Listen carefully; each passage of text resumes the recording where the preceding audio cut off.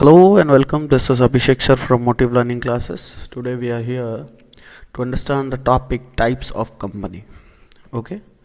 तो सबसे पहला जो हमारा काम होगा वो सबसे पहले समझते हैं कि कंपनी का मीनिंग क्या होगा.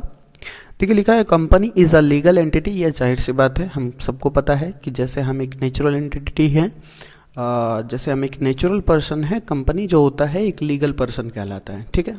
कंपनी के एक अपना खुद का एक एंटिटी होती है, खुद की एक पहचान होती है. जैसे मैं बोलूँगा Reliance industries, yes Reliance industries का खुद का एक पहचान है, मतलब वो लॉ के नज़र में एक पर्सन है. ठीक है. चलिए आगे बढ़ते हैं.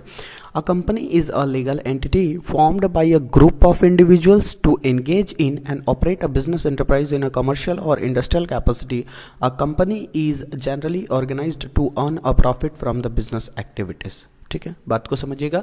कंपनी एक लीगल एंटिटी है जो बहुत सारे इंडिविजुअल्स मिल के मतलब ऑर्गेनाइजेशन चालू करते हैं. देन उनका जो मेन मोटिव होता है, ज़्यादातर मोटिव क्या होता है, टू अर्निंग प्रॉफिट. ठीक है. चलिए आगे चलते हैं. हम अपने मेन टॉपिक पे आते हैं, टाइप्स ऑफ कंपनी पे.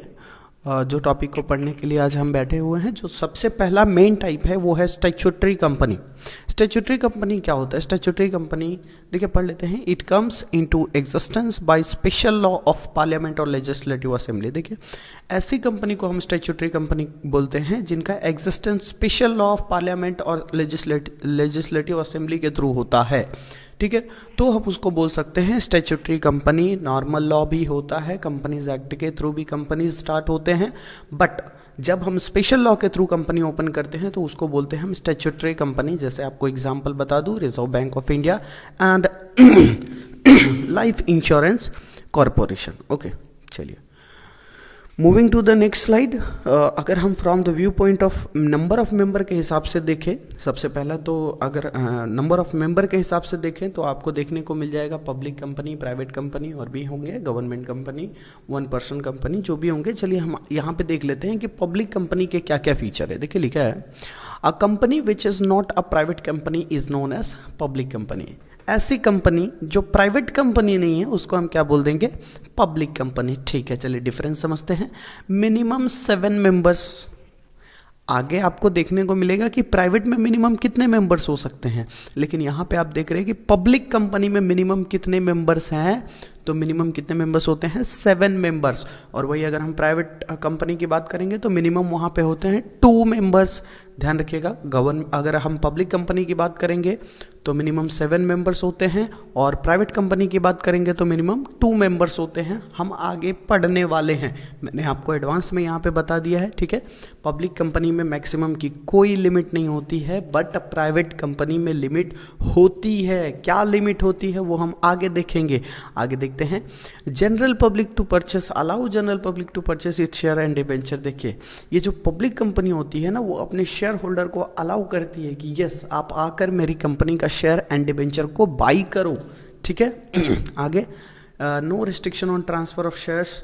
आप यहाँ पे इजीली अपना शेयर का ट्रांसफ़र कर सकते हो. यहाँ पे कोई भी रिस्ट्रिक्शन नहीं है, जो कि प्राइवेट कंपनी में रिस्ट्रिक्शंस होते हैं. ठीक है, इसलिए मैंने आपको कुछ चीज़ें एडवांस में बताई है. आगे बढ़ते हैं. Types of public company from the viewpoint of liability of member. अगर लाइबिलिटी ऑफ मेंबर्स में भी देखिए, मेंबर्स में भी देखा जाए तो लाइबिलिटी ऑफ मेंबर के अकॉर्डिंग देखा जाए तो कंपनी लिमिटेड बाय शेयर्स. ये प्राइवेट कंपनी के बारे में हम अंदर के पार्ट पढ़ रहे हैं. Company limited by shares. कब हम किसी भी कंपनी को कंपनी लिमिटेड बाय शेयर्स बोल सकते हैं? जब the liability of the member of company is limited up to the face value of share purchased by them. जितना उन्होंने शेयर परचेस किया है उसका जितना फेस वैल्यू है, बस वहीं तक अगर मेंबर लायबल है, then it is called company limited by shares. कोई भी उसके पर्सनल प्रॉपर्टी पे हाथ नहीं डालने वाला है कंपनी का लायबिलिटी पूरा करने के लिए. ठीक है, तो हम क्या बोल सकते हैं? Company limited by shares. Second one is company limited by guarantee. The liability of the member is limited up to the amount guaranteed by them. Sometime it happens कि beginning में जब वो मेंबर बन रहा होता है तब वो बोल देता है कि अगर कंपनी लिक्विडेशन माहौल पे जाती है तब मैं कुछ अमाउंट, मैं अपने तरीके से इतना गारंटी दे रहा हूँ कि इतना अमाउंट मैं बिजनेस को दूंगा. ठीक है, तो अगर कोई अमाउंट गारंटीड होती है वो मेंबर के थ्रू, तो उसको हम बोलते हैं company limited by guarantee. Okay, last one is company by unlimited liability. Unlimited by liability समझिए आपके घर तक पहुंचने का पावर रखता है जो आपका क्रेडिटर है या जिसके पास आपका लाइबिलिटी है। आपका लाइबिलिटी चुकता करने के लिए अगर बिजनेस के पैसे कम पड़ रहे हैं तो आपका घर का चाबी भी आपसे लेके जा सकता है, गाड़ी की भी चाबी लेके जा सकता है। This is known as company by unlimited liability. देखिए, the liability of the members is unlimited if the debts of the company is more than asset. ठीक है, चलिए अगले स्लाइड पे आ गए हम लोग। ध्यान दीजिए, प्राइवेट कंपनी। सबसे पहले आपने समझा पब्लिक कंपनी के बारे में, और पब्लिक कंपनी में आपने देखा होगा कि मिनिमम कितने मेंबर्स थे वहां पे, 7 members, and here we can see minimum 2 members. Private company चालू करने के लिए मिनिमम 2 मेंबर्स की ज़रूरत होती है, और वही अगर आप पब्लिक कंपनी में देखेंगे तो पब्लिक कंपनी में कितने मेंबर्स थे, 7 मेंबर्स। अगला देखिए, यहाँ पे आपको पब्लिक कंपनी में दिख रहा होगा मैक्सिमम नो लिमिट, क्योंकि पब्लिक कंपनी में तो हर कोई इन्वेस्ट कर सकता है ना, तो वहाँ पे आपको लिमिट देखने को नहीं मिलेगा। But we can see limit in private company, क्योंकि वहाँ पे जनरल पब्लिक को अलाउ नहीं होता है। ठीक है, it's share cannot be issued to the general public. ये इसका जो इस कंपनी का शेयर होता है, प्राइवेट कंपनी का शेयर होता है, उसको जनरल पब्लिक को इश्यू नहीं किया जाता है। Clear to all. यहाँ पे मैक्सिमम 200 मेंबर्स हैं, लेकिन वापस मैं बोल रहा हूँ, पब्लिक कंपनी में maximum no limit. Public company कोई भी पब्लिक आके खरीदे, लेकिन प्राइवेट कंपनी, देखिए इसका नाम ही क्या है, मीनिंग क्या है, अ private company is a firm held under private ownership. Held under private ownership. Private ownership मतलब कोई प्राइवेट पर्सन के अंडर में कंपनी रन हो रहा है। ठीक है, यहाँ पे लिमिट होता है मैक्सिमम 200 मेंबर्स। ठीक है, उसमें आपने देखा होगा restriction, no restriction on transfer of share था। पब्लिक कंपनी पे आप इजीली शेयर को ट्रांसफ़र कर सकते हो, बट यहाँ पे रेस्ट्रिक्शन है, आप ट्रांसफ़र शेयर का नहीं कर सकते। एक और चीज़ देखिए, प्राइवेट कंपनी कभी भी आईपीओ लॉन्च नहीं कर सकती, ये भी चीज़ का ध्यान रखिएगा। प्राइवेट कंपनी आईपीओ लॉन्च नहीं कर सकती, but public company can. Okay, चलिए moving toward next slide. Same goes with this company. Public company के बारे में भी हमने पढ़ा था, company limited by share, company limited by guarantee and company by unlimited liability. देख लीजिए यहाँ पे कंपनी लिमिटेड बाय शेयर कब बोल सकते हैं, जब the liability of the member of company is limited up to the face value of share purchase by them. जितना भी शेयर उन्होंने खरीदा है, जो मेंबर है जितना भी शेयर खरीदा है, जितना फेस वैल्यू है ना उस शेयर का, बस वहीं तक वो पर्सन लायबल होगा, उसके आगे वो कुछ भी अमाउंट नहीं देने वाला है, भले कंपनी कितने भी कर्जे में हो। बात समझिएगा ध्यान से। और इस कंपनी के पीछे आपको लगा दिख जाएगा प्राइवेट लिमिटेड। ठीक है, ध्यान रखिएगा इस चीज़ का। उसके बाद दूसरा कंपनी लिमिटेड बाय गारंटी। देखिए, the liability of the member is limited up to the amount guaranteed by them. हमने पब्लिक कंपनी में भी ध्यान दिया था ये चीज, और इस कंपनी के पीछे आपको लिखा दिख जाएगा private. Okay, last one is company by unlimited liability. The liability of the members is unlimited if the debt of the company exceeds its asset. अगर कंपनी का डेट मतलब कंपनी का जो लाइबिलिटी है, कंपनी का जो कर्ज है, वो आपके असेट से, आपके बिजनेस में जो असेट है उसको अगर एक्सीड कर देता है, मतलब उससे ज़्यादा है, तो the member become liable personally. घर तक आएगा वो अपना कर्जा चुकाने के लिए। बात समझिएगा। और इसके पीछे क्या लगा रहता है, प्राइवेट। कंपनी के नाम के पीछे आपको प्राइवेट दिख जाएगा। Okay, moving toward next slide. Okay, 1 person company. ठीक है, पहला तो आपने देखा क्या, पब्लिक कंपनी। ठीक है, दूसरा आपने देखा प्राइवेट कंपनी, तीसरा अब देखने वाले हो 1 पर्सन कंपनी। ठीक है ना, 1 person company, the name it suggest कि 1 person, only 1 person is the owner. ठीक है, only 1 member. Allow for private company only. अच्छा, ठीक है, चलो ये चीज मुझे समझ में आया कि सिर्फ प्राइवेट कंपनी में ही 1 पर्सन कंपनी ओपन हो सकता है। It is not allowed for public company. ठीक है, और वो भी प्राइवेट कंपनी के लिए कहाँ पे आपको प्रोविजन मिल जाएगा, as per provision of companies act 2013। आपका जो नया प्रोविजन है, नया जो कंपनीज एक्ट का प्रोविजन है 2013 का, वहाँ पे आपको अलाउ किया गया है कि प्राइवेट कंपनी के केस में 1 पर्सन कंपनी को ओपन कर सकता है। सिर्फ एक मेंबर भी 1 पर्सन कंपनी को ओपन कर सकता है। अगर आप वहीं पे कंपनीज एक्ट 1956 पे जाएंगे तो वहाँ पे आपको इससे रिलेटेड कोई भी प्रोविजन नहीं मिलेगा। बट आफ्टर 2013 का जो कंपनीज एक्ट है वहाँ पे आपको अवेलेबल कराया गया है। ठीक है, 1 पर्सन कंपनी ओपन करने के लिए ये देखिए यहाँ पे पॉइंट दिया है, MOA that is memorandum of association and AOA that is article of association are to be presented at the time of incorporation। जब भी आप अपने बिजनेस को इनकॉर्पोरेट करने जा रहे हो, जब भी आप स्टार्ट करने जा रहे हो, तब आपको रजिस्ट्रार के पास, ध्यान से समझिएगा, तब आपको रजिस्ट्रार के पास जाके अपने बिजनेस का MOA एंड AOA मतलब आपके बिजनेस से जुड़ी हुई सारी इंफॉर्मेशन उसमें अवेलेबल होती है MOA एंड AOA में।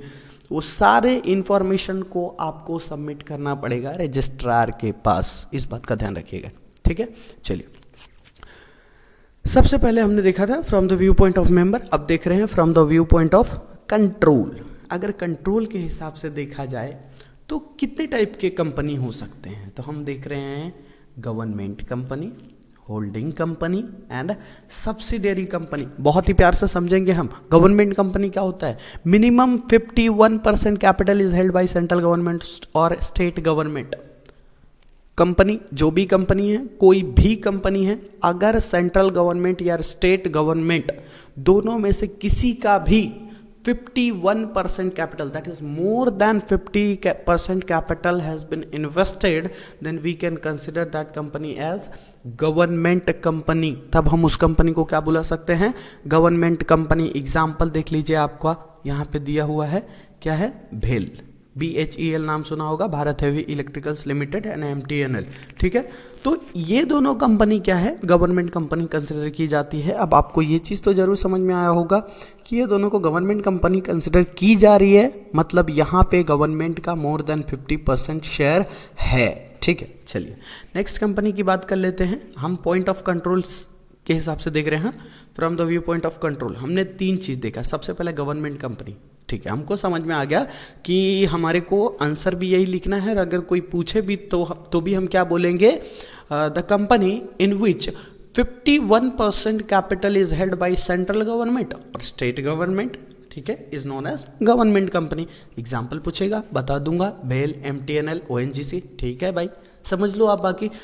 ठीक है, नेक्स्ट इज होल्डिंग कंपनी। अब देखिए ये दोनों का खेल समझिएगा, होल्डिंग कंपनी और सब्सिडियरी कंपनी। ठीक है, यहाँ पे देखिएगा, सबसे पहला पॉइंट देखिएगा, होल्डिंग कंपनी में क्या लिखा है, holds more than 50% share of other company.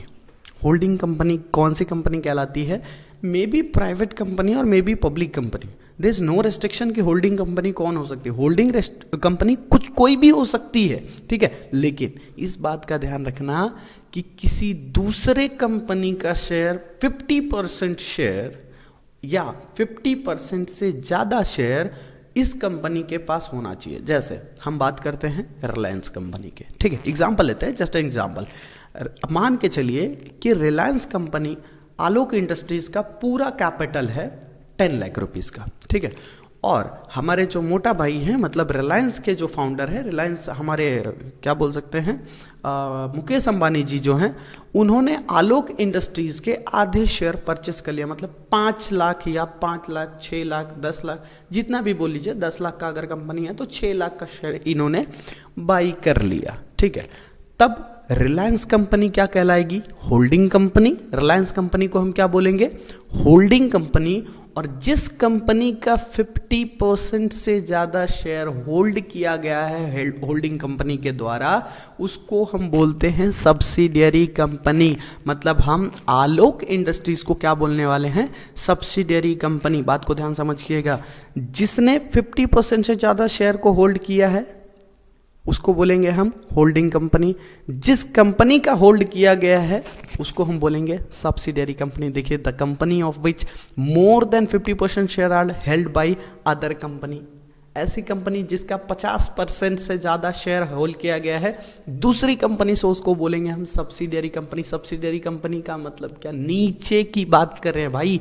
और होल्डिंग कंपनी का मतलब क्या, वो होल्ड करके रखा है, ऊपर से हाथ पकड़ के रखा है, इसका बात समझिएगा, ठीक है। Holding company has right to appoint, yes, अगर उसके पास 50% से ज़्यादा शेयर है तो उसके पास राइट है कि मेजॉरिटी डायरेक्टर, आलोक, जैसे मैंने रिलायंस और आलोक का एग्जांपल लिया, तो रिलायंस को ये हक है कि आलोक में जितने भी डायरेक्टर्स होंगे, मेजॉरिटी डायरेक्टर को सेलेक्ट कौन करेगा, रिलायंस, मतलब मोटा भाई सेलेक्ट करने वाले हैं, ठीक है।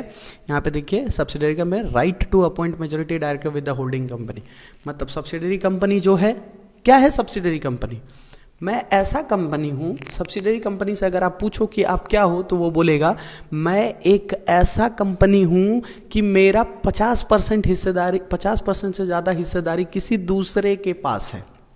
बात समझ में आ रहा है, मतलब मेरे पास खुद का हो सकता है 40%, 30%, 20%, 50, 48, 45 ऐसा हो सकता है, लेकिन मेरे जो कंपनी का है 50% से ज़्यादा हिस्सेदारी तो रिलायंस मोटा भाई के पास है ना। मैं आलोक इंडस्ट्रीज, मैं क्या हो गया, सब्सिडरी कंपनी। और जाहिर सी बात है अगर मेरा सबसे ज़्यादा हिस्सेदारी उनके पास है तो उनको हक है कि मेरी कंपनी का डायरेक्टर, ज़्यादातर डायरेक्टर वो चुने। क्लियर टू ऑल, चलते हैं आगे पॉइंट की तरफ। From the viewpoint of place of registration, देखिए हमने 3 व्यू पॉइंट को कंसिडर किया। एक तो देखिए सबसे पहला तो आपने स्टैट्यूटरी कंपनी देखा, ठीक है, उसको साइड में रखते हैं। 3 व्यू पॉइंट जो था हमारा कौन सा था, एक तो कंट्रोल वाइज था, ठीक है, एक मेंबर वाइज था, and third one is place of registration. अगर रजिस्ट्रेशन, अब देखिए रजिस्ट्रेशन में 2 टाइप का यहाँ पे दिख रहा होगा, एक आपको दिख रहा होगा इंडियन कंपनी और दूसरा आपको दिख रहा होगा फॉरेन कंपनी। किसके बेस पे पढ़ रहे हैं हम लोग, रजिस्ट्रेशन, प्लेस ऑफ रजिस्ट्रेशन के बेस पे पढ़ रहे हैं। तो इंडियन कंपनी कब बोलेंगे भाई, the company which is registered in India under the companies act. ऐसी कंपनी जो इंडिया का जो कंपनीज एक्ट है उसके अंडर में अगर वो रजिस्टर हुआ है तो हम उसको बोलेंगे इंडियन कंपनी। और इंडियन कंपनी पब्लिक भी हो सकता है, प्राइवेट भी हो सकता है और गवर्नमेंट कंपनी भी हो सकता है। कोई रोक है क्या भाई, नहीं रोक है, इंडिया का कंपनी तो कुछ भी हो सकता है।